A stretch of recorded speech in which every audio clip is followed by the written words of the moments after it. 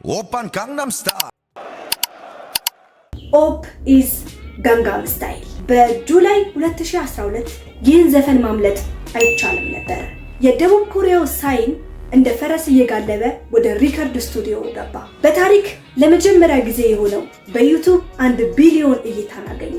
የኬፕ ፖፕን ለምዕራቡ አስተዋወቀ። በዚያው ዓመት ብቻ $40 ሚሊዮን አገኘ። ግን በአንድ ጀንበር የከፍታው ጫፍ ላይ ስትደርስ የሚቀረው አንድ አቅጣጫ ብቻ ነው። እሱም ወደ ታች መውረድ። ከጋንጋም ስታይል አስገራሚ ፍንዳታ በኋላ ሳይን ወደ ሎስ አንጀለስ ተዘዋወረ። በዚያም ከጀስቲን ቢበር ማናጀር ከሆነው ከስኩተር ብራውን ጋር በስኩል ቦይ ሪከርድስ ስር ተፈራረመ። እቅዱ ቀላል አልነበረም፣ ያንን ስኬት መድገም። ግን መብረቅ አንድ ቦታ ሁለት ጊዜ አይመታም። በ2013 ጄንትልሜን የተሰኘውን ሙዚቃውን ለቀቀ። ወዲያውኑ እይታ አግኝቶ ነበረ። ነገር ግን ትችትና ክስም ቀርቦበት ነበረ። ይህም ኮሪዮግራፊው ወይም ዳንሱ ተሰርቋል የሚል ነበር። ያንን የባህል ክስተት ለመድገም ድጋሚ ሞከረ። ለዓመታት ያክል ሞከረ፣ ግን አልተሳካለትም። የምዕራቡ ዓለም ትኩረት እየቀነሰ መጣ። በመጨረሻም ሳይ ድምፁን አጥፍቶ ወደ ደቡብ ኮሪያ ተመለሰ። አሁንም አሜሪካኖች ሳይን የሚያስቡት እንደ አንድ ጊዜ ተአምር አድርገው። ሳይ ግን በሀገሩ ደቡብ ኮሪያ ሳይ ተረሺ አልነበረም። እንደውም ስርዓቱን የታገለ አፈ ታሪክ ነበር። ልብ በሉ፣ በ2001 እና በ2002 የወጡ የመጀመሪያ አልበሞቹ ግልጽነት የጎደላቸው ግጥሞች ናቸው በማለት የደቡብ ኮሪያ መንግስት አግዶትና ቀጦት ነበር። እንግዲህ ሳይ ዘፋኝ ብቻ አልነበረም፣ አመፀኛም ጭምር ነበረ። የተለያዩ የቫይራል ትሬንዲንጎችን ከመከተል ይልቅ እሱ ራሱ ስርዓት ነበረ። በ2019 የራሱን የሪከርድ ሌብል ፒ ኔሽን ብሎ አቋቋመ።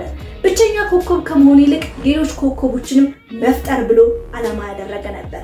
በዚህም በአፕል የኬፖፕ አይዶል ላይ ታይታ የነበረችውን ጄሲን ጨምሮ ሌሎችም እንደ ቲኤንኤክስ እና ቤቢ ዶንት ክራይ ያሉ ታላላቅ የኬፖፕ ዘፋኞችን አስፈርሞ ነበር። በተጨማሪም የራሱን ሙዚቃና አልበም መልቀቅ አላቆመም። በ2022 ሳይ ናይዝ የተሰኘውን አልበሙን ሲለቅ የፒቲኤስ አባል ከሆነው ከሱጋ ጋር በመሆን ዛት የተሰኘው ሙዚቃው ትልቅ ተደማጭነትን ያገኘለት ዘፈኑን በዚህ አልበም ውስጥ ይካተታል። እንግዲህ ሳይ በሺዎች የሚቆጠሩ አድናቂዎችን የሚያገኘው በየዓመቱ የሚያዘጋጀው ሰመር ስዋግ የተሰኘ ፌስቲቫል አለው። 2012 የተጀመረው ይህ ሰመር ስዋግ የተሰኘው ፌስቲቫሉ በደቡብ ኮሪያ ዋና ከተሞች እየተዘዋወረ በመቶ ሺዎች የሚቆጠሩ አድናቂዎችን እያፈራበት ይገኛል። በዚህም እንደ ብላክ ፒንክ እና እንደ ሮዝ ያሉ ልዩ ታዋቂ የሆኑ እንግዳዎችንም ያቀርብበታል።